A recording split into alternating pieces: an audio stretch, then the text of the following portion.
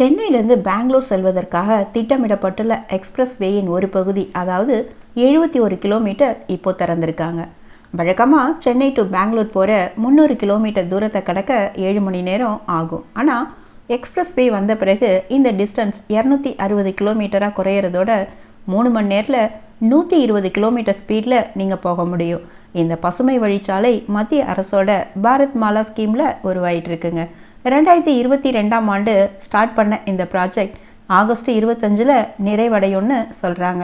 தமிழ்நாட்டில் 108 கிலோமீட்டர், ஆந்திராவில் 85 கிலோமீட்டர், கர்நாடகாவில் 71 கிலோமீட்டரில் போடுற இந்த ரோடு கர்நாடகா பகுதி முடிஞ்சு இப்போது ஓப்பன் பண்ணிட்டாங்க. கிட்டத்தட்ட 18,000 கோடி செலவில் இந்த ஒர்க்கு போயிட்டுருக்கு. வேலை முடியாத பட்சத்தில் கர்நாடகாவிலிருந்து 71 கிலோமீட்டரில் டோல் எதுவும் வசூலிக்கலை, நீங்கள் ஃப்ரீயாக போகலாம்.